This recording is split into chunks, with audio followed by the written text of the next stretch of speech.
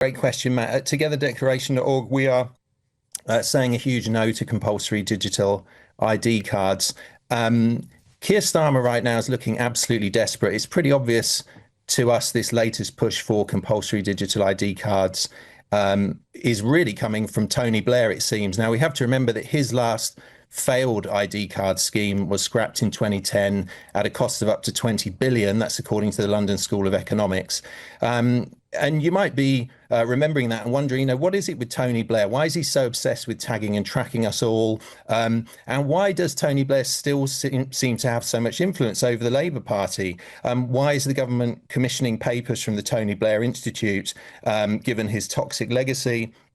The top funder of the Tony Blair Institute is a US tech tycoon, a guy called Larry Ellison, who's contributed over 200 million pounds to the Tony Blair Institute. And he's very involved in software for the NHS and health databases. So, okay. Just walk me through this, because there are people who say, look, digital ID would help us control the borders. That if we all have digital ID, if you're an illegal migrant and you're walking around, the state, the institutions are going to be able to find you very quickly because you're not going to have, your digital ID on your phone or whatever, right?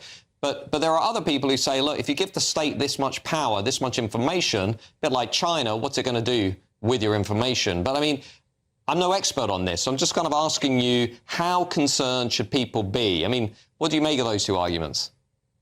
I think very concerned. I mean, you made the absolutely correct point a minute ago that many European countries have national ID systems. So, to name a few countries, France, Germany, Italy, and they have similar issues with a lot of unauthorized migrants. It's similar in scale to the UK.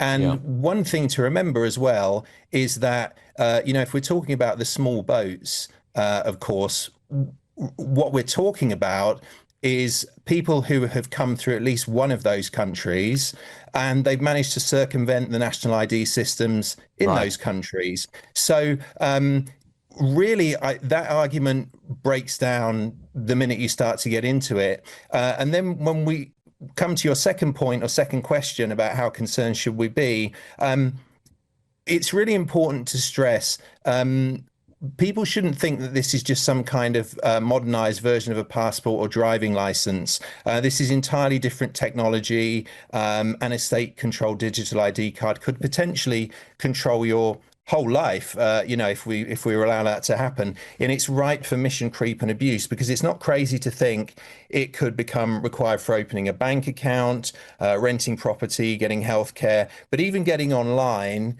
things like shopping, perhaps traveling. It's not long ago, is it? We were in the COVID nightmare, and we actually had, for a short spell in Britain, this kind of papers, please, checkpoint society with vaccine passports. So this isn't speculation, and it's not alarmism. This was our reality a few short years ago, and I think it's good for people to remember that. And we actually had, for a short spell in Britain, this kind of papers, please, checkpoint society with vaccine passports. So this isn't speculation, and it's not alarmism. This was our reality a few short years ago, and I think it's good for people to remember that.